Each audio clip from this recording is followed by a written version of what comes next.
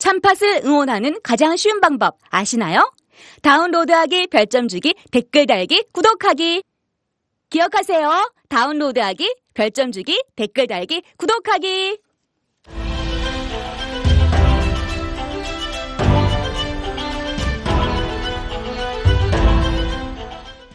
오늘 바쁘신데 또 이렇게 많은 분들 와주셨습니다. 참 고맙습니다.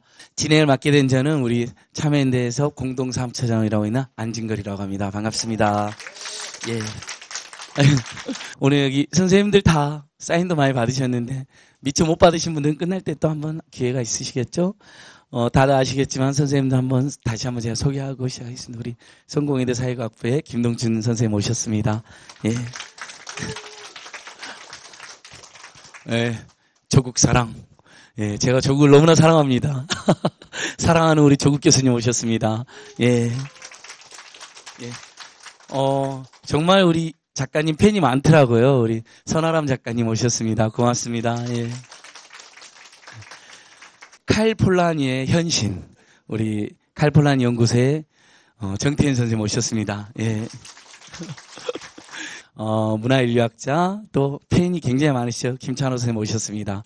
예, 반갑습니다.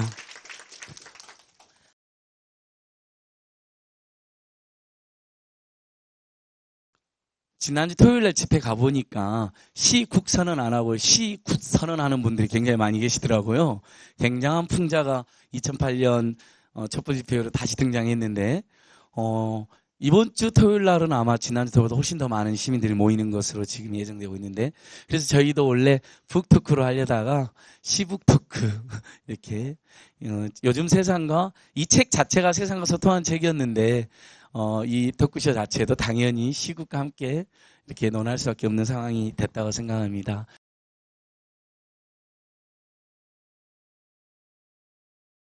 아무래도 오늘 책은 뭐 다들 한 권씩 또 사시기도 했고 또 이렇게 주변에도 권고도 해주실 텐데요. 책 이야기는 중간중간에 할 테니까 아마 오늘 오신 분들이 제가 참가할 때 일종의 동기를 여쭤봤더니 대부분이 제가 여기 적어놨는데 답답하다. 그 다음에 하야. 왜 이렇게 하야를 많이 적으셔요? 누구를 내려보내시려고. 그 다음에 탄핵, 분노, 부끄러움, 불안감, 멘붕, 야당은 어떻게 되나요? 뭐 이런 참가 동기에 책에 대한 관심뿐만 아니라 최근 시국에 대한 관심을 많이들 그다음 답답함을 이야기해 주셨더라고요. 우리 사회에서 아주 좋은 일도 많이 하셨고 또 한편으로는 정세 분석가 역할을 해오신 선생님들이니까 아예 처음부터 선생님들한테 최근 시국에 대한 한 말씀씩 들어보고 시작하는 게 어떨까 싶습니다. 그래서 제가 뭐 이렇게 미리 순서를 짜거나 그러지는 않았으면 대략의 토크쇼 기획 흐름만 있는데 오른쪽에 우리 김동춘 선생님부터 한번 이야기 들어보면 어떨까요? 선생님 얼마 전에 페이스북에 한두 사람 탄핵해갖고는 안 된다. 반대한다. 근데 읽어보면 다 탄핵해야 된다. 다 몰아내야 된다는 것처럼 읽혀주시긴 했는데 김동춘 선생님부터 최근 이 답답한 시국 상황에 대한 말씀 한번 들어보겠습니다. 예, 뭐 다 심정이 비슷할 텐데 우선 뭐 개인적으로는 제가 그 정치사회학 뭐 이런 쪽에 공부를 했는데 요즘 참 깊이 반성하고 있습니다. 종교사회학을 공부를 했어야 되는데 이게 정치만 보다 보니까 이거 저 종교사회학과 심리학과 신학적인 요소를 너무 몰라가지고 내가 이게 그동안 뭐 한 건가 해서 깊이 지금 반성하고 후회하고 있습니다. 뭐 저는 안 그래도 지금 내일까지 한겨레 글을 써야 되기 때문에 오늘 오전에 좀 글 좀 쓰다가 왔는데요. 어떻게 써야 될까? 그래서 퇴진, 하야, 뭐 이렇게 뱅뱅 돌다가 동결, 활동 정지.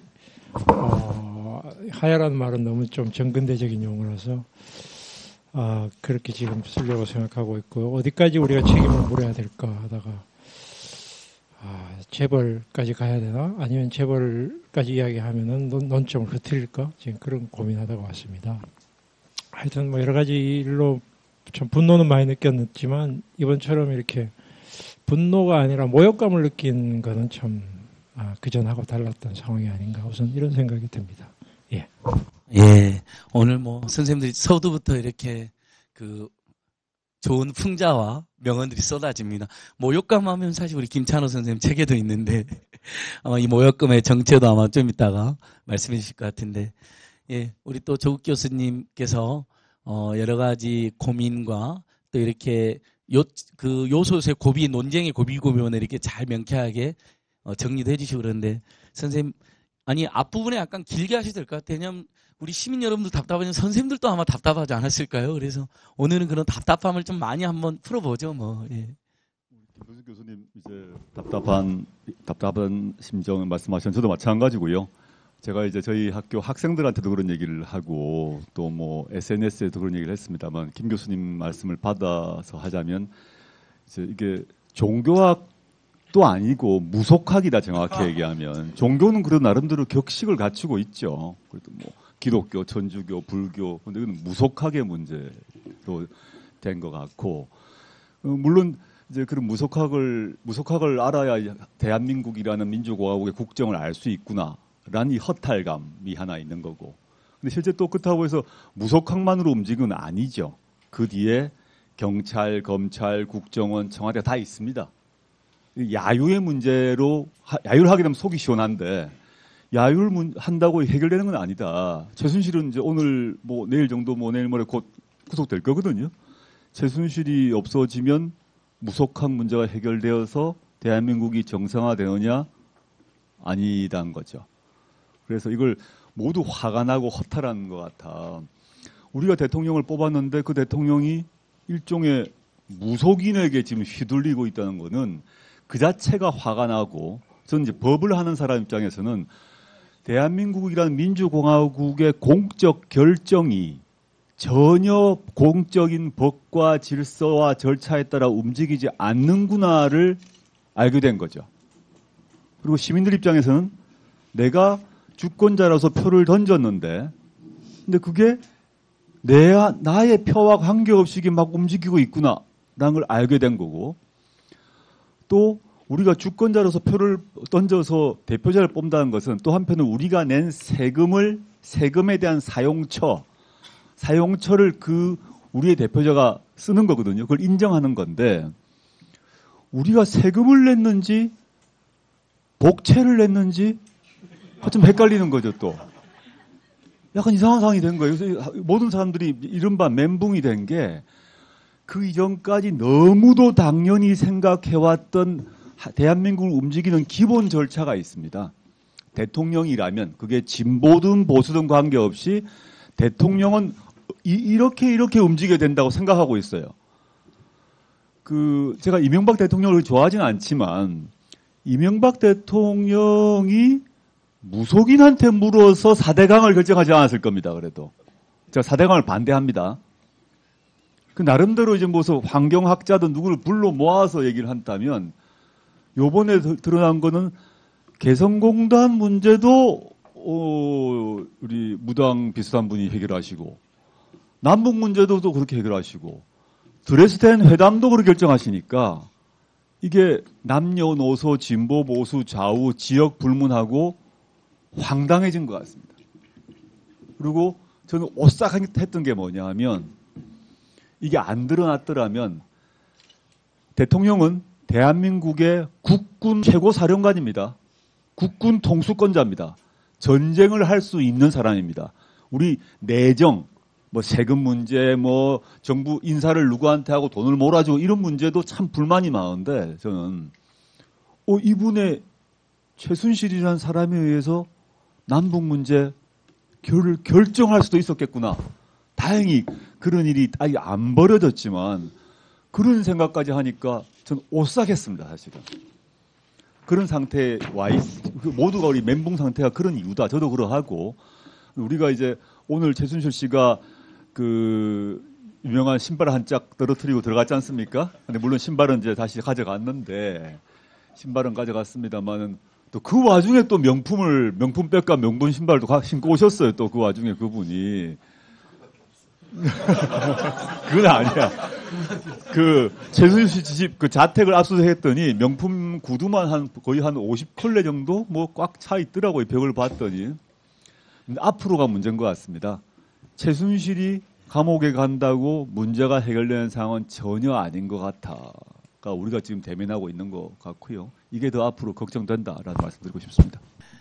선생님들의 좋은 이야기가 쏟아지고 있습니다. 우리 손아람 작가님은 굉장히 또 활발하시고 이트도 있으신데 어떻게 이 상황을 보고 계시는지 궁금합니다. 일단 조국 교수님이 이명박 대통령은 이렇게 무속으로 그 통치에 대한 결정을 내리지는 않았다고 하셨는데 제가 그 말을 듣고 나니까 생각나는 게요. 제가 북촌을 이렇게 걸어 다니는데 북촌 그 투어 하시는 관광사분이 이제 어떤 집 하나를 관광객들한테 해설을 하고 있더라고요. 그러면서 이 집이 이명박 대통령이 아니 전보로 오는 집이 아니라 대통령 선거 직전에 그 이사하신 집이다. 이 집이 청와대가 내려다 보여서 이 집에 들어오면 대통령이 이 집에 들어왔기 때문에 대통령이 될 수 있었다. 이런 이야기를 하신 기억이 난. 이게 어떻게 보면 그 좀 유구한 전통일 수도 있다는 생각이 들어요. 이 무속적인 신앙이라는 것이. 그리고 저는 이번 사건 일어났을 때 여기 전부 다 이제 학자분들이시고 저는 이제 작가다 보니까 한 가지 스쳐 지나가는 장면이 있었어요. 제가 그 2012년에 대선 앞두고 그 한겨레 신문의 그 의뢰를 받아서 박근혜 대통령 유세 르포르타주를 작성하기 위해서 쫓아다녔거든요. 이제 기자로 잠입해서 기자단 버스를 타고 기자인 척하면서 다녔는데 그 하루가 기억이 나는 게 새벽 3시에 유세 일정이 시작을 했어요. 그래서 새누리 당사 앞에서 기자단 버스를 타고 그 수행하는 그 차량들 공문을 쫓아가는데 하루에 유세 일정이 5개인가 6개가 잡혀 있더라고요. 그러니까 그걸 다 하려면은 앞에 있는 수행 차량은 시속 180km로 달려서 돌아다니는 거예요. 근데 기자단 버스는 이제 그 관광버스 대절한 관광버스는 그렇게 쫓아갈 수가 없잖아요. 그래서 기자단이 버스가 도착해서 기자들이 후다닥 내려가서 유세 현장에 가보면 후보는 이미 떠나 있어요. 그래서 다시 타고 또 쫓아가면 다음 자리에 가면 또 후보가 방금 떠나 있어요. 기자들이 아무것도 취재를 못하고 대체 이게 뭐냐고 이러고 있는 와중에 이제 마지막에 거의 그 유세가 마지막에 끝날 무렵에 결국에는 그 수행 차량 중 한 대가 고속도로에서 크게 사고가 나서 보좌관이 죽었습니다. 그런데 제가 신문 기사들을 보니까 뭐 충성스럽게 뭘 하다가 보좌관이 죽었다는 이야기가 나오지 그 사고가 왜 일어났는지를 저는 이제 따라다니면서 봤으니까 느끼고 있고 굉장히 많은 기자들이 그걸 느끼고 있는데 그런 얘기는 없었더라고요. 근데 저는 그런 게 일종의 그 박근혜 대통령이 해온 통치의 미니어처를 보여준 거라고 생각하거든요. 기자단 버스가 일종의 우리 국민들이라고 보면 아무런 소통도 없고 원하는 대로 원하는 방향으로 원하는 속도로 가고 그 과정에서 온갖 사고들이 돌출적으로 발생을 하고 저는 이번 사건 봤을 때 그 장면들이 강렬하게 떠오르면서 내가 뭔가 그때 징후를 봤구나 하는 생각이 좀 들었습니다. 네.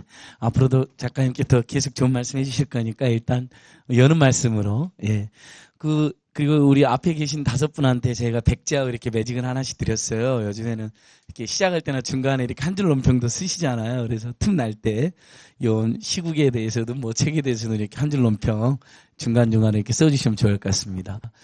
정태인 선생님, 이야기 한번 재밌게 한번 풀어주시죠.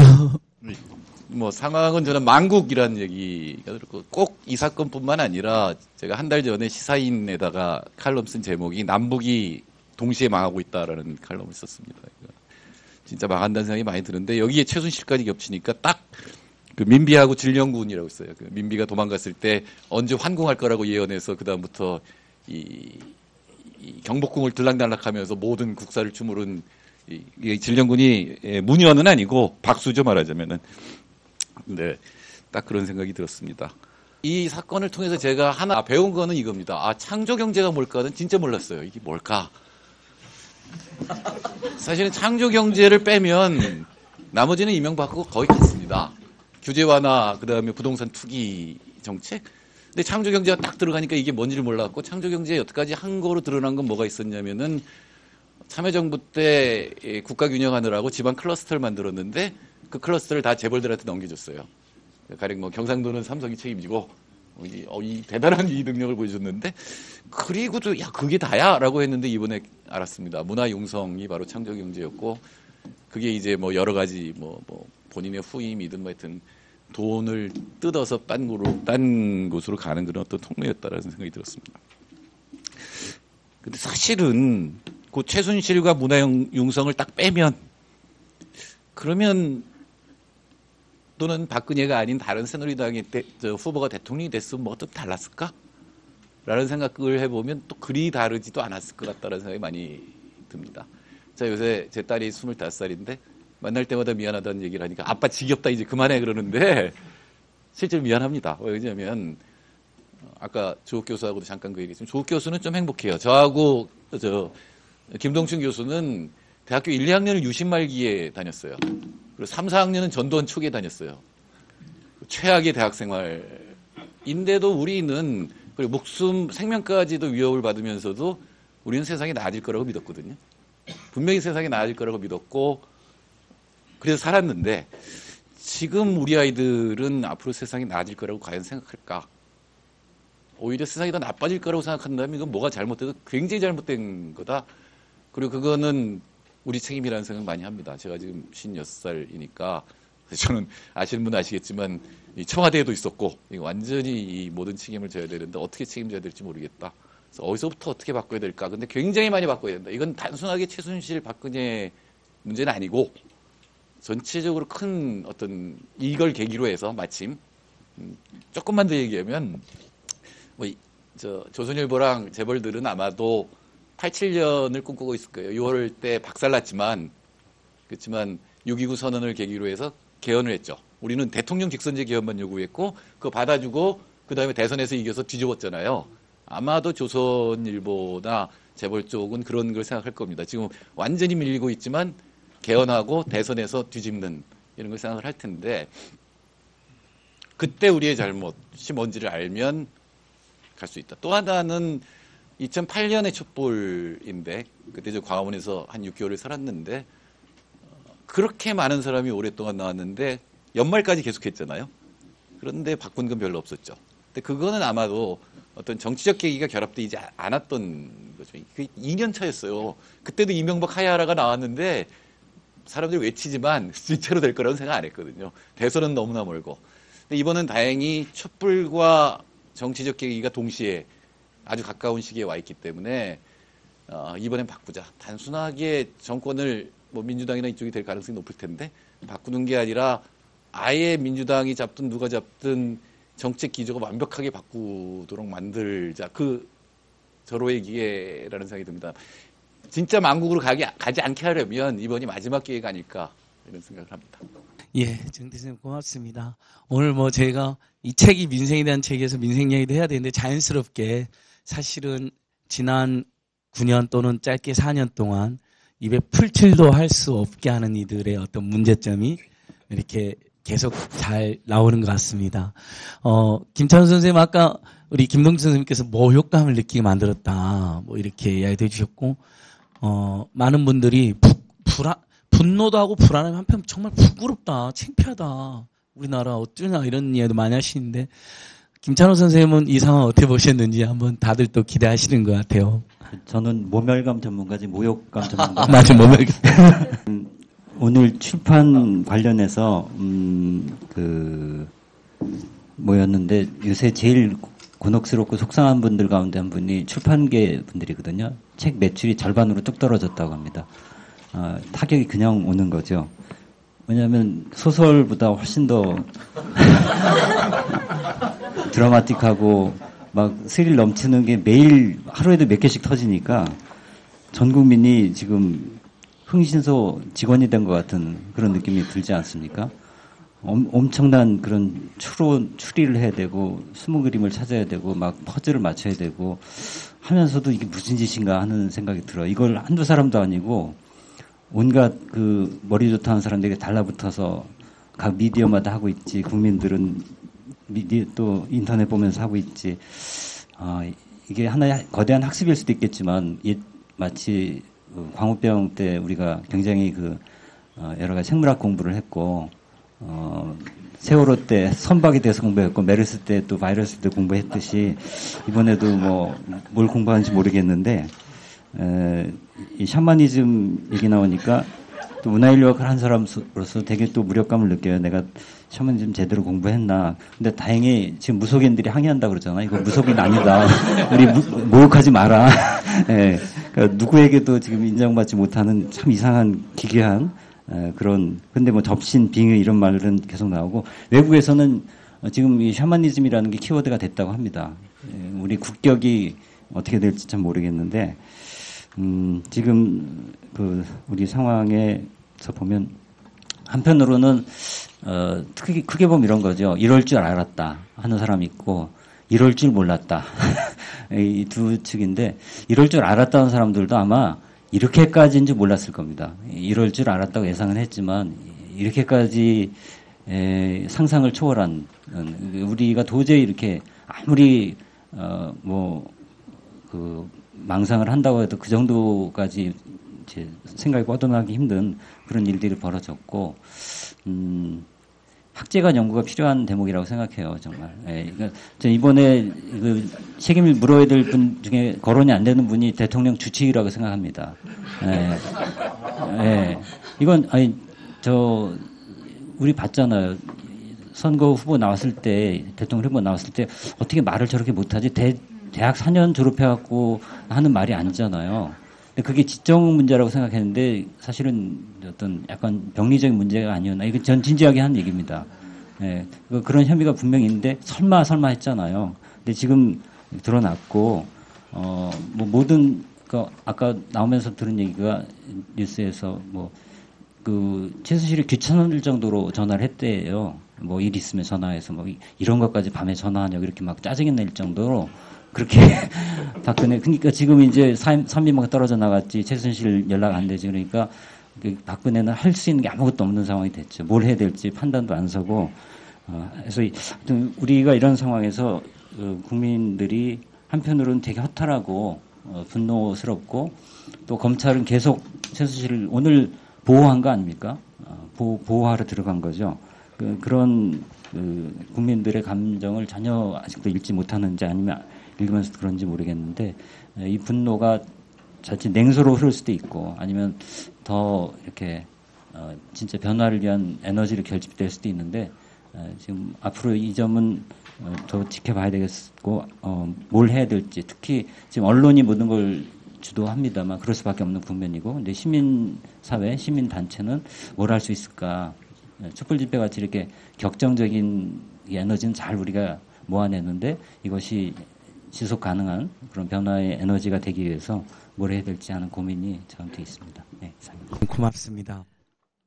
그래도 우리가 오늘 콘서트인데 이 책을 내주시는데 아주 애쓰신 분이 있거든요. 이 출판사가 북콤마라는 출판사인데요. 저 뒤에 이무성 대표님 오셨네요. 여러분 박수나 많이 해주십시오. 예, 좋은 책 많이 내시는, 요즘은 1, 2인 이렇게 기획해서 책 내는 분들도 많이 있는데, 공평한가라는 책도 내셨고, 일본 제국대 자이니치라는 책도 내세요.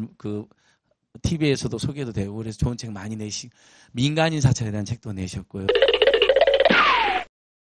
바로, 그러면 이어서 또 한번 김동선 대리께 한번 여쭤보려고 합니다. 오늘 이 질문지 사진에 보내주신 거 보면 여러 말씀인데 재밌는 게, 좋아하는 사람들이 다 있음. 이런 의견도 많으니까 5분 다 좋아하는데 한 자리 오니까 오신 분들이 있었고, 민중의 분노를 사회변화로 만들 수 있는 방법은 무엇이냐, 이런 질문도 있어요. 연동된 질문입니다. 효과적인 멘붕 탈출법이 있다면, 그러니까 멘붕이나 정말 너무 황당하니까 대한민국에서 어떻게 살아야 되나, 정말 오늘 오신 분들이 적어주신 거 아마 내가 질문한 건 이런 분들이 있으실 거예요. 현 시국에서 무엇을 할 수 있을 것인가, 이런 질문도 있고, 시민사회 연대 방법, 너무 답답해서 북토크라도 오고 싶었다, 답답한 시기 내가 취한 행동은 무엇인가, 이런 의견 많이 주셨거든요. 그래서 지금 오늘 최순실까지 이렇게 하고 검찰이 수사 쇼로 하는 것 같은데, 단도직입적으로 5분한테 한번 여쭤봐도 될 것 같아요. 견해는 약간 차이도 있을 것 같아요. 그리고 그건 자연스러운 거잖아요. 그러니까 지금 이미 우리 시민들은 이번 주 토요일 날을 기점으로, 물론 그 전에도 했지만, 그게 퇴진이든 탄핵이든 하야든 하야란 말 너무 고상하다. 하차든, 뭐, 사태든, 뭐, 아니면, 뭐, 다 모르겠으니까 아무튼 직무를 못하게 해야 된다. 너무 불안하다. 이상하다. 뭐, 이런 얘기 막 쏟아 나오셨잖아요. 근데 오늘 보면 일부 보수신문이나 심지어는 진보신문들에서 나온 해법이란 건 거국중립내각이니 뭐 이렇게 그냥 가닥 잡은 분들도 있는 것 같아요. 근데 지금 오늘 주요 심사단체는 다 주말에 모여가지고 진상규명 물타기, 몸통의 사태 없이 거국중립내각은 해법이 될 수 없다 이렇게 입장이 일제히 나갔습니다. 야당도 물론 그건 거부했고요. 그래서 물론 이제 야당 일가에서 처음에 그걸 이야기한 분들은 좀 곤혹스러운 처지라는 보도도 있습니다. 오늘은 뭐 제가 이 자리에서 특정 해법을 합의하는 자리는 아닙니다만 아마 선생님들도 궁금하실 것 같아요. 이 5분 제가 존경하고 좋아하는 5분이 이 국면의 해법이라고 어떻게 하면 좋을 것인지 또는 우리 국민들 어떻게 있으면 이런 이야기를 좀 들어본 다음에 원래는 이제 다음 질문들도 있어요. 선생님들이 선생님들한테 물어보고 싶은 건 하나 있거든요. 그것도 한번 해보고 그 전에 오히려 저는 오늘 이렇게 가득 메워주신 분들이 제일 하고 싶은 말 답답할 것 같아요. 그래서 원래 뒤에 질문이 있기로 했는데 선생님들 해법 이야기 듣고 오늘 먼저 중간에 한번 선생님들 이야기, 그러니까 질문하실 거나 좀 간략하게라도 좀 답답한 이야기 하실 분들은 미리 생각 좀 해놓으셔요. 제가 그러면 손 들어주시라고 하면 중간에 또 한번 들어보고 선생님들 이야기도 이렇게 해보자고요. 조금 그래도 최대한 일방적인 저희들 이야기만 드린 것보다는 선생님들 이야기도 스케치는 시간이 허락하는 범위 내에서 최대한 소통해봤습니다. 근데 저도 말을 굉장히 줄이겠습니다. 김동춘 선생님, 어떻게 할까요, 이거? 모조리 탄핵하자는 걸로 저는 페이스북에서 읽었는데. 앞으로 전개될 상황을 예상되는 상황을 한번 우리가 보면 될 것 같아요. 그러니까 제가 그 페이스북에도 썼습니다만 저는 이제 11.6 이후하고 87년은 직접 제가 청년으로 경험을 했고 4.19 이후는 제가 석사 논문 주제입니다. 그래서 이행기에 대해서 나름대로 그 경험을 혹은 그 공부를 했는데 대체로 아마 이제 그 개인 책임으로 몰아가는 굉장히 뻔한 스토리입니다. 그래서 이제 개인 책임으로 몰아가고 이거를 이제 그 시민들하고 제도 정치권을 분리시키는 작업으로 갈 겁니다. 그러니까 기존에 이제 언론들하고 이제 말하자면은 이 무대 아래에 있는 핵심 권력이라고 부를 수 있는 세력이 그쪽으로 갈 겁니다. 아마 그래서 예를 들면 4.19 직후에는 이제 모든 책임을 이승만으로 돌리고 이제 당신들은 이승만이 물러났으니까 학교로 들어가라. 학생들하고 이제 이 분리시켜 너들은 공부나 해라. 하면서 이제 정치는 정치권에 맡기자. 해가지고 결국은 민주당이 이제 좌초하고 오히려 쿠데타가 일어나죠. 2월 항쟁 때는 6.29 선언이 나자마자 곧바로 제 기억에 의하면은 7월 초부터 모든 그 포커스를 이 YSDJ 쪽 대선 국면으로 몰아갑니다. 그러면서 6월 항쟁 때 참가했던 세력들하고 제도 정치권을 분리해냅니다. 그렇게 되면서 실질적으로 이거를 시민혁명을 자초시키면서 결국은 이거 선거 문제로 몰아가는 거죠.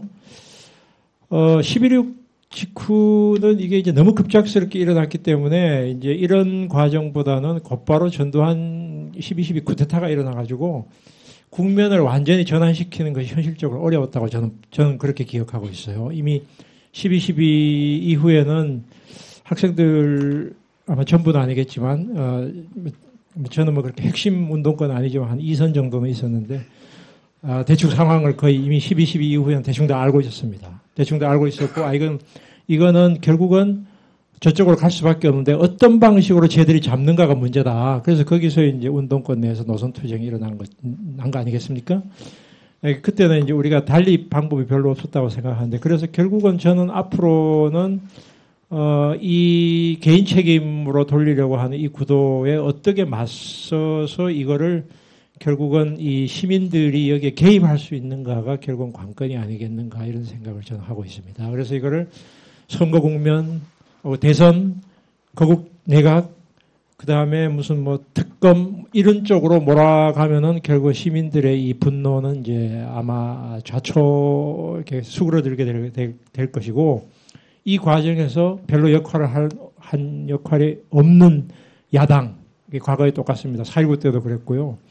6월 항쟁 때도 그렇습니다. 야당의 역할이 없진 않았지만 거의 없었습니다. 그쪽이 이제 결국은 이 정치적인 타협을 하게 되고 배신 네, 좌절로 가게 될 것 같아요. 그래서 이걸 어떻게 막을 것인가가 이제 시민들이 얼마나 여기서 결국은 힘차게 싸워 나갈 수 있는가가 결국은 앞으로의 제일 큰 저는 변수라고 봅니다. 물론 이제 어떤 구호로 어떤 목표로 가는가가 굉장히 중요하긴 하겠지만 일단은 저는 그렇게 봅니다. 이것을 시민혁명의 형태로 가지 않으면 또 한 번 우리가 좌절할지도 모르겠다 이런 우려를 가지고 있습니다. 예. 네. 선생님께서 역사학자이시도 하니까 또 굉장히 통찰력 있는 분석을 해주신 것 같아요. 일단 그래서 선생님 말씀처럼 지금 전국의 시민사단체는 수요일 날 비상시국회를 열어가지고 주권자혁명으로 나가자 이런 호소를 이제 할 생각인데 얼마나 우리 국민들께서 참여하냐에 따라 이제 달려있다고 저도 생각합니다만 조 선생님께서도 어떻게 일단 하야는 시켜야 될까요? 저는 이제 법을 하는 사람이기 때문에 약간 다르게 이제 다른 측면, 김 교수님 말씀하신 거 다른 측면 말씀드리고 싶은데 저는 지금 시민들의 분노, 모멸감 이런 것들이 어떻게 구호로 나오고 있나 하면 한편은 탄핵, 하야 또는 뭐 중립내각 이런 식으로 크게 세 가지가 동시에 나오고 있다고 봅니다. 근데 이게 이제 탄핵은 맨 처음에 초기에 나왔다가 지금 약간 가라앉은 상태입니다. 왜냐하면 탄핵이라는 것은 정치적 탄핵 말고 문자 그대로 법률적 의미에서 헌법적 의미에서 탄핵을 하려면 국회를 통과해서 소추가 되게 되면 바로 현행 황교안 총리가 대통령 권한 대행을 하고 그다음에 그 다음에 이제 헌재 가야 되고 헌재 가서 오랫동안 각종 법률적 논쟁을 거치고 그다음에 헌재에서 통과를 해야 되거든요. 그래서 정치적으로 탄핵하라 이런 말 말고 실제 탄핵을 한다는 것은 이게 모든 문제가 갑자기 법률적 문제로 전화하는 겁니다. 그래서 사람들은 이제 쫙 다 빠지는 거고 국회 내에서 투표하고 지금 탄핵 얘기가 쭉 빠졌습니다. 그래서 두 번째 남는 게 이제 하야 또는 사퇴는 같은 말이니까 그다음에 그 중립내각 문제가 남은 것 같습니다. 현재로는.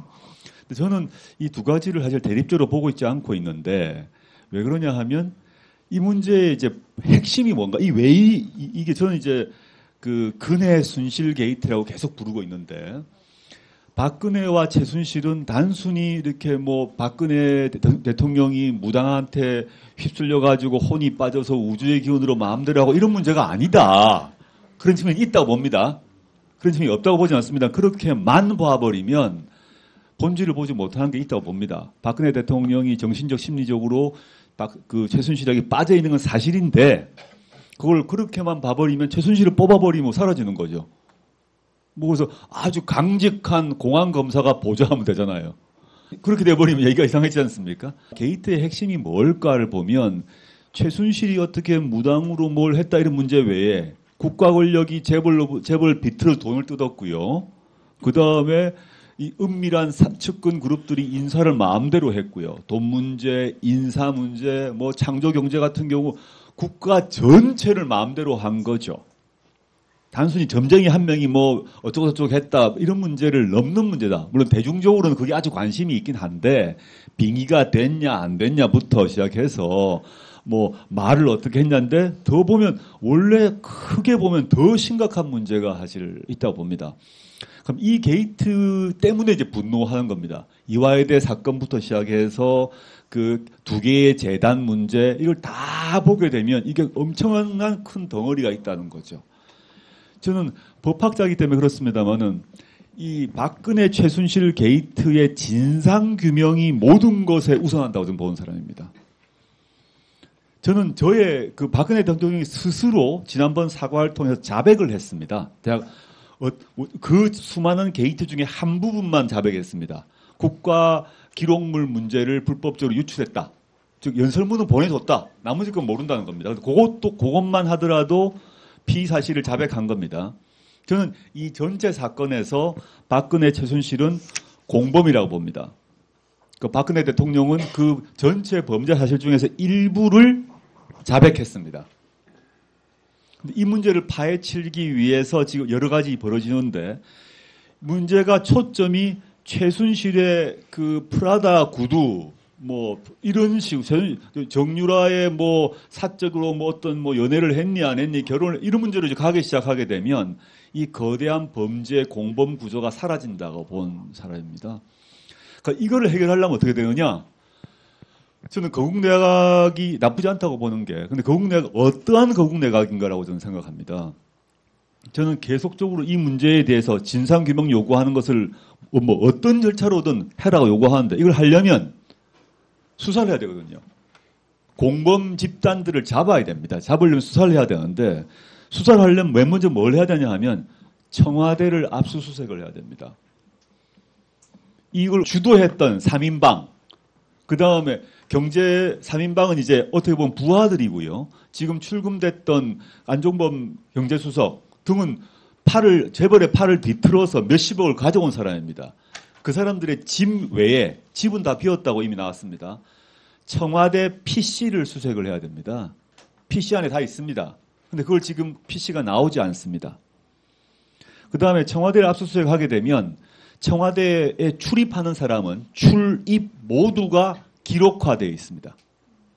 그걸 지웠다 그러면 더 심각한 문제인데, 예컨대 최순실이 언제 어느 입구 어느 문으로 몇 번이나 왔다 갔다가 다 기록에 있습니다.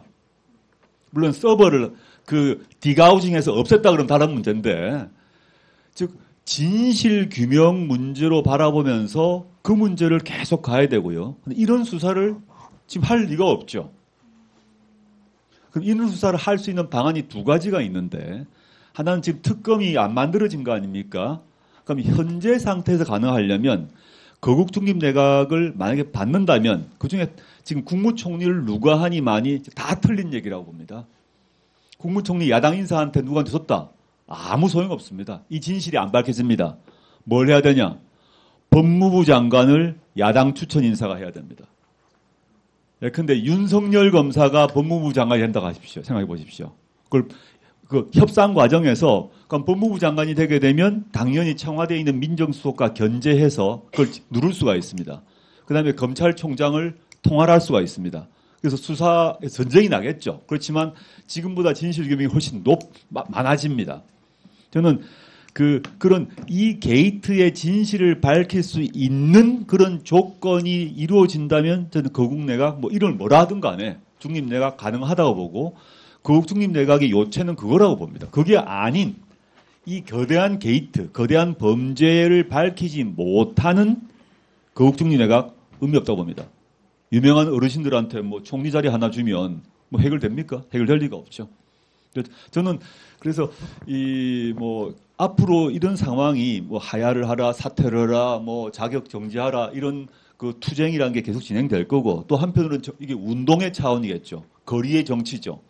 또 한편은 여의도에서 정치권에서 정치가 작동될 것인데, 거기서 김 교수님 말씀대로 이 두 개가 단절돼 버리면 서로 비난하겠죠. 야, 이놈 너희들이 말이야 배신자다 그럴 거고, 너희들은 싸움만 하냐 그럴 거고, 이게 아니라 서로의 역할을 인정하면서 잘 같이 갔으면 좋겠는데, 그 고리는 게이트의 진실 구명과 책임자의 철저 처벌이라고 봅니다. 그 문제만 된다면 중립내각 하더라도, 아까 전제는 제일 좋은 거는 우리 전 내각만 얘기했습니다만, 내각 외에 국무회의에 참석하지 않는 사람으로는 검찰총장까지 보장하면 좋겠죠, 당연히.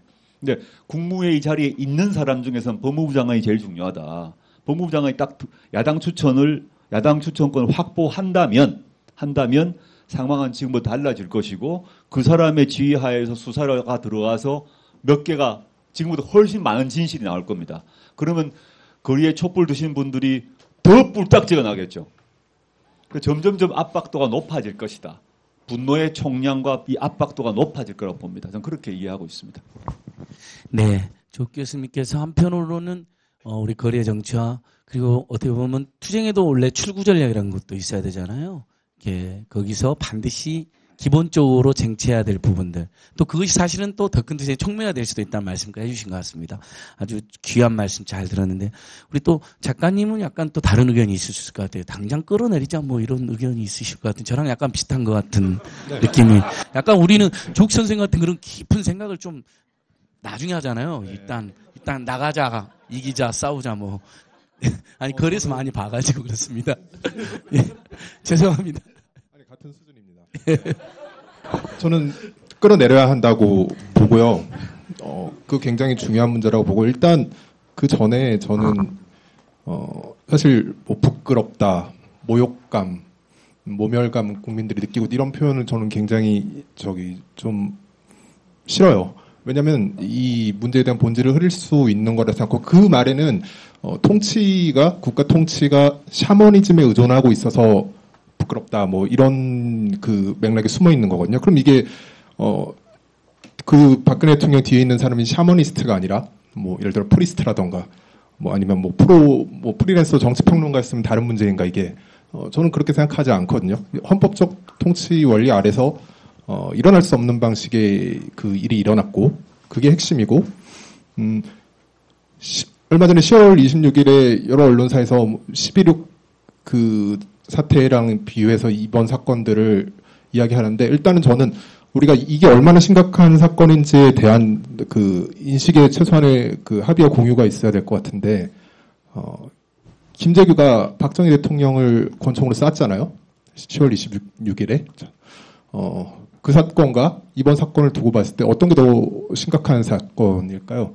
저는 이게 훨씬 심각한 사건이라고 보거든요. 예. 권총으로 전직 그 대통령을 쏜 거는 쿠데타가 아니에요. 쿠데타의 정의는 정당하지 않은 방법으로 통치력을 탈취하는 거잖아요. 근데 정당하지 않은 방법이죠, 권총. 하지만 통치력을 탈취하려는 거기서는 의도가 없었죠. 근데 이번 사건 같은 경우에는 전혀 정당하지 않은 방법으로 사실상 통치력을 행사했잖아요. 예. 저는 이거는 쿠데타라고 저는 생각해요. 이거는 뭐 샤머니즘의 문제가 아니라 핵심적인 문제는 저는 쿠데타인 것이 문제라고 생각하거든요. 대통령에게만 우리가 통치 권력에게 우리가 우리 손으로 선출한 사람에게만 위임하는 권력과 권한들이 있잖아요. 예. 그것을 대통령 아닌 주변 사람이 할 수도 있는 거고 그런 종류의 일들이 있는 반면에 오직 우리가 위임한 사람에게만 우리 손으로 선출 권력만 행사할 수 있는 권력 그 부분이 있는데 그 영역을 넘겼고 가장 중요하게는 통수권이라던가 여러 가지 뭐 연설문도 그렇지만은 예, 국정의 그런 기조가 되는 국무회의에서 모두 발언 같은 거 그 중에서 굉장히 심각한 그 통수권에 해당하는 국군 통수권에 해당하는 영역들이 있는데 그런 것들도 지금 박근혜 대통령 머리에서 나왔는지 아니면은 최순실의 머리에서 나왔는지 확인이 불가능하잖아요.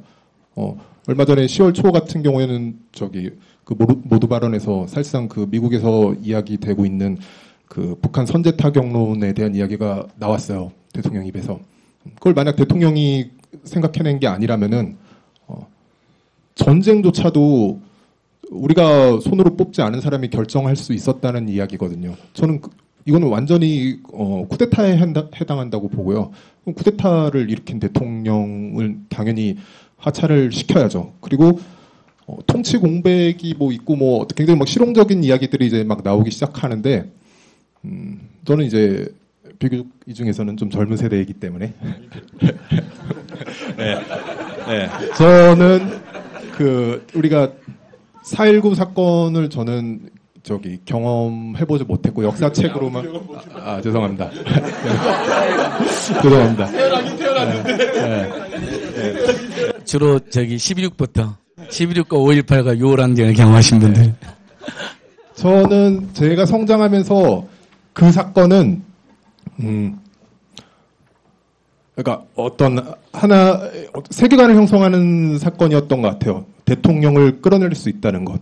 그러니까 그 당시에도 아마 비슷한 논의가 나왔을 거라 생각하거든요. 부정선거가 있었는데 여기서 대통령을 하차시키면 북한이 쳐들어올 수도 있고부터 시작해서 이 정치적 불안정과 수많은 논의가 나왔지만 지금 2010년대에 바라본 데 있어 그런 것들은 아무것도 아니란 말이죠. 대통령을 국민의 손으로 끌어내린 경험이라는 것, 그런 어떤 민주주의의 역사적 자산으로서 그게 어마어마한 영향력이 있잖아요. 그럼 우리 다음 세대에 이거는 저는 역사적 자산이 될 수 있냐 없냐의 분기점이라 생각하는데 여기서 지금 저는 이 제도권 정치권에서 나오는 논의들은 딱 한 10년 정도 안목자리의 이야기들이고 저는 여기서 우리가 어떤 선택을 하느냐가 앞으로 100년 동안 우리가 이야기될 수 있는 우리 역사적 자산을 지금 눈앞에 두고 있는 거라고 생각을 하거든요. 그리고 이건 샤머니즘 때문에 우리가 지금 하야를 시키자는 게 아니잖아요.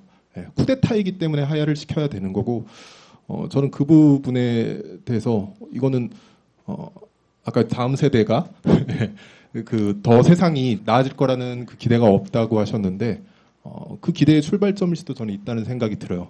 다음 세대에게 우리가 민주주의는 죽지 않았고 시민의 힘이 무엇이며 끊임없이 아마 교과서를 통해서 100년 동안 우리는 가르칠 수 있어요. 이 사건을 가지고. 그런데 지금 뭐 하야 대신에 뭐 최소한의 그 정치적 공백을 통치 공백을 줄이고자 뭐 이런저런 논의가 나오는 거는 너무 저는 그 짧은 안목의 이야기인 것 같다는 생각이 들어요. 네, 큰 박수 한번 부탁드립니다. 예, 그렇죠. 어떻게 보면 정말 샤머지 뭐 이런 것도 황당하지만 쿠데타이었고, 그래서 아까 잠깐 왔다 하셨는데 건국대 로스쿨 한상희 교수님은 사실상 내란 사범이다, 국사범이다. 뭐 이렇게까지 이야기를 하시더라고요. 저번에 만났는데. 그리고 저는 이제 또 하나 추가하면 쿠데타 세력일 뿐만 아니라 바로 그들이 재벌하고 결탁해서 우리 모두 입에 풀칠도 못하게 하거나 하기 어려운 게 계속 더 만들었기 때문에 또 끌어내려야 되는 거 아닌가 이런 생각도 많이 해보는데요. 손아섭 작가님 감사하고요. 정태인 선생님 생각하는 해법. 예.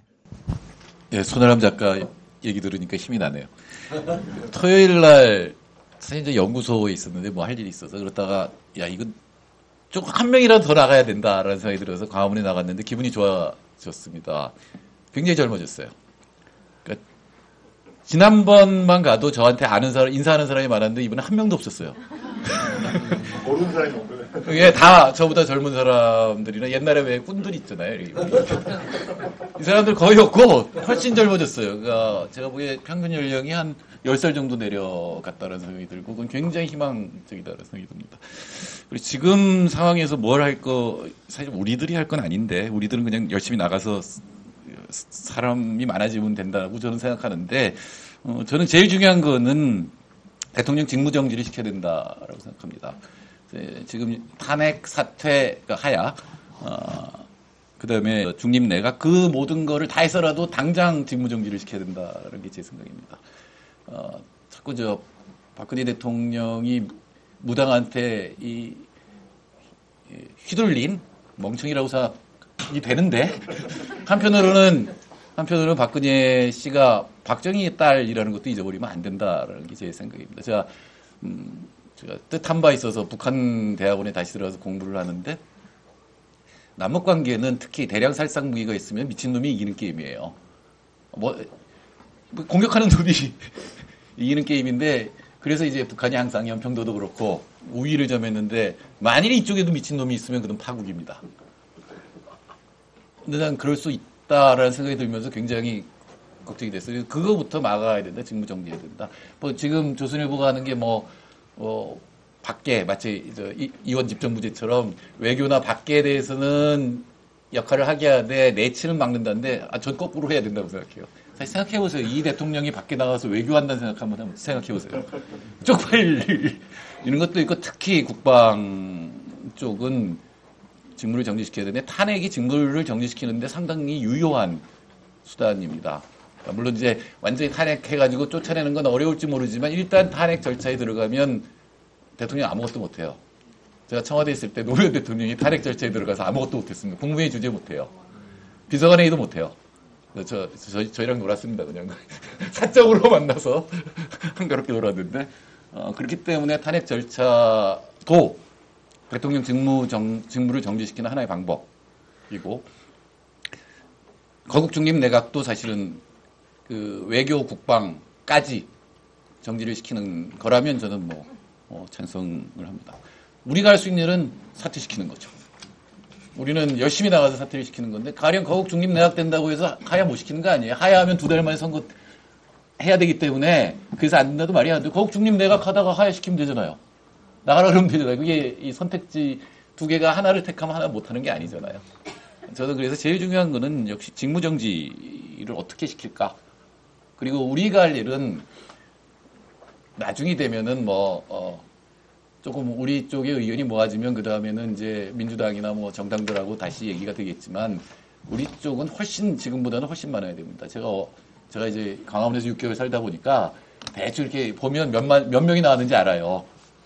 제가 공식까지 그때는 만들어 놨었는데 토요일 날 나온 사람은 한 2만 5천 명 정도인데 그 10배가 나오면 끝납니다. 게임은 끝나고 민주당도 함부로 못하고 민주당이 타협하고 싶어도 타협할 수 없는 25만 명 그렇게 어려운 건 또 아닙니다. 생각해 보면 우리 서울 시민만 1,000만이잖아요. 그리고 경기도에서도 올 수 있고 이 2천만 중에서 100분의 1만 오면 되잖아요. 월드컵 때 나오는 정도 나오면 돼요. 아, 그러면 뭐.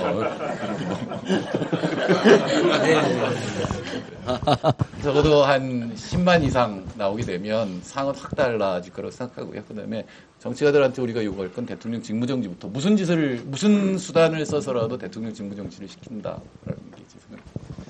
네, 선생님 말씀 고맙습니다. 참파대 나오셔서도 최소한 외교, 국방, 경제는 엉뚱한 짓 하면 우리 국민 다 죽는 거 아니야. 무조건 못하게 해야 된다. 굉장히 설득력 있는 말씀이셨던 것 같아요. 아니 경제도 망친 다음에 더. 예. 이제 정태인 선생님이 원래 집회 전문가이긴 하세요. 저랑 많이 다니셨는데 08년도에도 칼라TV 하시면서. 근데 이렇게 한눈에 보면 2만 5천여 명인데 그 선생님이 하나 간과한 건 끊임없이 장시간 집회 뜨는 사람이 들고 납니다. 그것을 저희는 연인원이라고 하죠. 그래서 저희들은 지난 토요일은 연인원 최종 5만여 명으로 발표를 했습니다. 장시간 동안 한 반 정도는 왔다 갔다 하시거든요. 그래서 네, 뭐 약간 과장될 수도 있습니다만, 네. 이게 뭐였냐면 경찰 한번 소개해 봅시다. 4. 그다음에 주최 측 발표 나누기 2. 아, 그랬군요. 일단 경찰 주사는 최종 11,000명이었으니까 곱하기 4하면 44,000원 되네요. 일단 대략 한 4만 명 안팎 정도 되지 않나 이런 이야기가 많이 있었습니다. 근데 그런 차이는 큰 문제는 아닌데 다음 주 토요일 11월 10일이 정말 분수령이다라는 이야기는 제도 할 수 있을 것 같습니다. 예, 김찬호 선생님 생각도 정말 궁금합니다. 네, 미리 말씀드릴 게 5명의 저자 가운데 이 주제에 제일 제가 문외한인 건 잼뱅입니다. 솔직히 제가 그동안 이런 데 쓴 것도 없고 이런 정치공학적 상상력도 너무 부족하고 해서 이 책 저자란 이유로 이렇게 앉아 있는데 참 어렵습니다. 이거 전제로 하고요. 그냥 전 그래서 이따 질문 드릴 것도 많이 있는데 지금 나온 이야기에 대해서 10월 26일이 박근혜 사과한 날 맞나요? 그 날이? 그죠? 25일 날 한 걸로. 예. 거의 27일 K 미르스쿠시단 출범일이기도 하고요. 그 작년에. 예. 그래서 묘하게 26일 그 언저리 딱 돼버렸는데 그 박정희의 망령이 이제 드디어 끝나는가 아닌가가 전 참 의아스럽습니다. 사람은 2번, 3번 죽는다고 하잖아요. 이렇게 자기가 몸으로 죽는 게 있고, 그 다음에 그 사람을 애도하는 사람이 완전히 마음에서 떠나보내면 2번째 죽는 거고, 그 사람을 기억하는 사람도 다 죽으면 3번째 죽는다는 얘기를 했는데, 뭐 박정희 같은 경우 영원히 기억은 되겠지만, 적어도 그 사람에 대해서 갖고 있던 환상이나 뭐 그분의 뭐 업적을 제가 뭐 전혀 없다고 얘기하는 절대 아닙니다만 그 환상의 문제인데 그것이 이번에 같이 깨질까 아닐까 하는데 불안이 있는 게요. 가끔 어제도 누구랑 얘기했는데 알만한 분인데 그 박근혜가 불쌍하지 않냐고 깜짝 놀랐어요. 누구야? 제가 저희 친척이십니다. 네, 그리고 고학력자고 그런데도 그런 말씀 툭 하시는 걸 보고 야 이게 아직도 불씨가 있겠구나. 제가 하야 얘기하면서도 자칫하면 박근혜가 또 피해자 코스프레를 할 수 있는 그런 계기가 될 수도 있지 않을까. 그러니까 그런 걸 염두에 두면서 이 판을 짜지 않으면 엉뚱하게 모처럼 이렇게 진보 보수 이런 게 다 없이 세대 간 좌우 이게 없이 국민 대통합이 국론이 이렇게 통합이 됐는데 여기 또다시 막 그런 걸 가지고 이 안에 분열이 일어나면 그건 또 저쪽에서 노리는 게 아닌가 하는 생각이 들어서 그런 걸 어떻게 좀 미연에 방지하면서 갈 수 있을까. 저도 하야 요구를 하는 건 지금 맞다고 생각을 해요. 근데 그게 실제로 절차적으로 어떻게 될지에 대해서는 지금 말씀하신 거 들으면서 많이 이렇게 배웠고요. 또 하나는 그 분노는 정확해야 된다 그런 말을 누구로 또 김은창 선생님이신가 그분이 하셨는데 그분도 인용하셔서 하신 말씀 같아요. 제가 아주 명심했는데 분노는 참 중요한데 그게 정확하지 않으면 안 된다.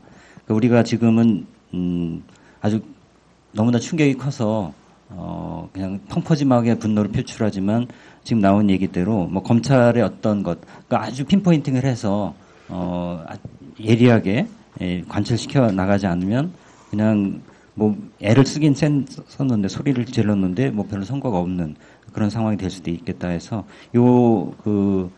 시위가 앞으로 계속 이어질 텐데 이걸 좀 더 정교하게 이렇게 프로세스를 짜야 되지 않을까 하는 생각이 들었습니다.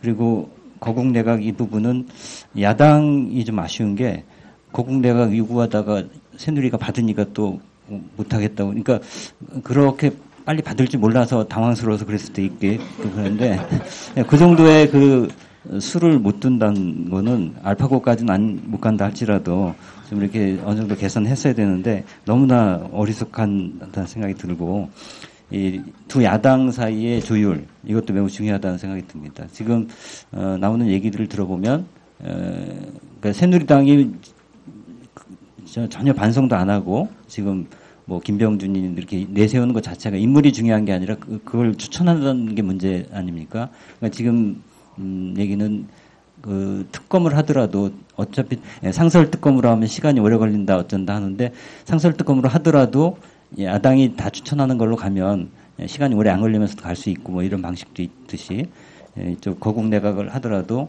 야당이 모든 걸 이렇게 주도하는 쪽으로 일단 이렇게 카드를 내주면 훨씬 더 순조롭게 풀릴 수 있을 텐데 이런 거를 좀 더 야당에서 좀 주도하는 그러니까 이끌어가는 그런 힘을 보여줬으면 좋겠는데 여기에 시민사회가 같이 좀 조율을 했으면 좋겠다는 생각이 듭니다. 네. 예, 우리 조국 선생님 한 말씀 더 듣고 우리 선생님들 질문 이렇게 준비해 주세요. 지금 예. 고국 총님 내가 뭐 제도권 야당에서 다 얘기를 하고 있지 않습니까? 근데 이걸 이제 시민사회 또 시민운동에서는 별로 거부감을 느끼고 있는데 저는 이거를 그냥 쉽게 툭 버릴 수 있는 카드는 저는 아니라고 생각합니다. 끝까지 쓸 수 있는 카드라고 저는 보고 있거든요.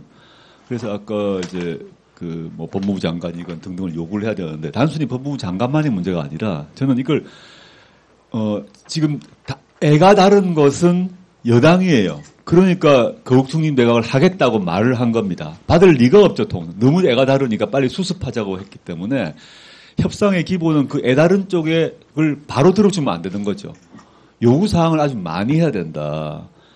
예컨대 공수처 지금 빨리 해달라거나 또 요구사항을 많이 이걸 하면 요거 받아주겠다 해서 하나하나 따나가는 과정이 하나 필요하다라고 봅니다. 그 요구사항이 뭔지에 대해서는 시민사회와 얘기해서 뭐 예컨대 세월호 문제부터 시작해서 여러 가지가 있겠죠. 저는 이게 김동수 교수님도 아까 다른 분도 얘기하셨습니다만은 우리 과거 87년의 경험 또는 그 이전의 경험에서 운동과 정치, 시민과 정치가 분리되면서 이게 쪼개지면서 힘이 떨어지게 되는데 어떻게든 저는 붙여야 된다는 입장이거든요. 이걸 서로 비난하는 방식이 아니라 어떻게 연결시켜서 대우를 유지해 나가는 것이 우리 대우의 전체 양 덩어리 자체가 힘 자체가 커진다고 저는 보는 입장입니다. 그래서 최대한 연결시키면 끝까지 가자. 그래서 거리에선 거리대로 그 다음에 이 여의도의 법제도를 만든 협상엔 협상대로 최대한 많은 것을 따내는 것들이 지금 우리 시기에 우리한테 필요한 게 아닌가 이런 입장입니다. 예, 확실한 건 10만 명 넘기면 조국 교수를 법무부 장관으로 예. 그 방법도 있겠네요. 김동춘 선생님께서도 한 말씀 더 하겠습니다. 예. 약간 한마디, 저는 거국중립 내각이 약간 불편한 느낌이 계속 있거든요. 있는 이유는 과연 중립 내각이 있을 수 있을까? 예, 바로 그겁니다. 그 무슨 소리냐면은, 저도 이제 대통령이 물러나야 된다는 거는 뭐, 생각을 같이 하고 지금 내일 모레 쓸 한겨레 칼럼의 제목을 단 하루도 안 된다. 지금 그런 제목. 그렇게 썼는데 문제는 박이 물론 이제 쉽게 안 나가겠죠. 안 나갈 텐데, 이제 나갈 다음에는 법적으로는 저는 국민들이 선출한 국회 의석대로 아마 이게 이제, 우리 권력 중심이 갈 것 같아요. 그런데 새누리당의 의석이 우리가 그대로 100% 인정할 의석이냐, 그게 아니라는 겁니다. 제 포인트는, 그래서 제가 중립이 있을 수 없다고 본 이유가 왜냐하면은 새누리당의 친박계와 그 핵심 새누리당의 지도부는 그동안의 박근혜 정부의 거수기 역할을 했습니다. 그리고 그 핵심의 상층부는 박근혜가 어떤 사람이었는지 아마도 알고 있었을 사람들입니다. 이게 그러니까 법적 책임을 묻기는 쉽지 않지만 정치적 책임은 분명히 있는 겁니다. 이걸 그냥 두고 거국 중립 내각은 저는 좀 안 맞다는 생각이에요. 그래서 제가 여기서 이제 그냥 심심해서 써놨는데 새누리당, 지금까지는 근해당, 알고 보니 순실당 이렇게 지금 써놨어요. 그러니까 사실상 순실의 거수기를 한 새누리당을 그대로 두고 거국 중립? 이건 좀 안 맞다는 생각이에요. 그래서 과연 이제 이거는 결국은 이제 야당의 몫인데 야당이 이걸 제대로 싸울까 저는 약간 의심스러운 점이 있어요. 그렇지만 그동안에 이제 그 새누리당이 사실상 청와대 거수기 역할을 했고 그 청와대가 사실 상당한 부분이 이 최순실에서 왔다는 것이 지금 밝혀진 이상 새누리당의 책임을 물어야 됩니다. 그 책임은 저는 친박계는 정계 은퇴해야 된다고 봅니다.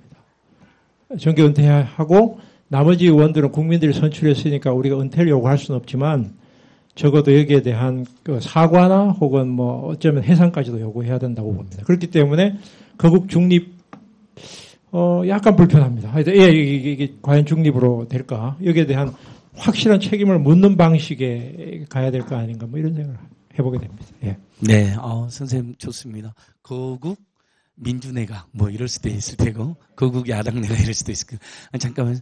그래서 아무튼 이런 것 같아요.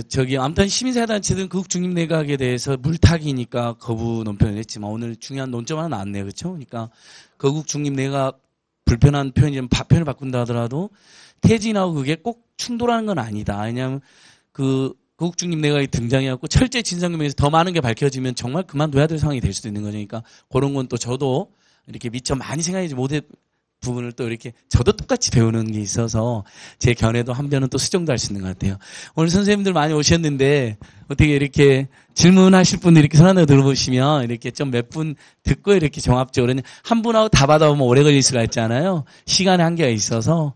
그래서 그러면 일단은 3분 드셨는데 3분 질문이나 말씀을 간략하게 들어본 다음에 우리가 또 이렇게 종합적으로나 또는 지정해서 어떤 선생님이 해볼 수 있으면 해볼게요. 예. 아이고, 싱크대 총장님. 이번에 싱크대는 입학금 얼마나 거두실 거예요? 입학금이요?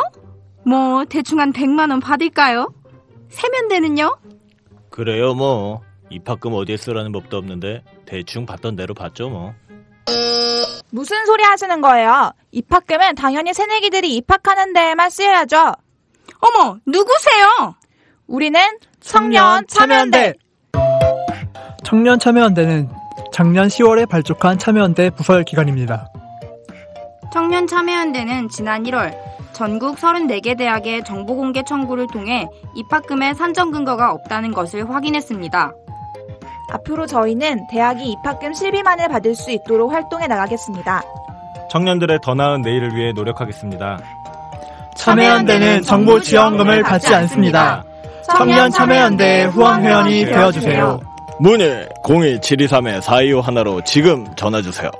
02-723-4251 02-723-4251 띠링띠링.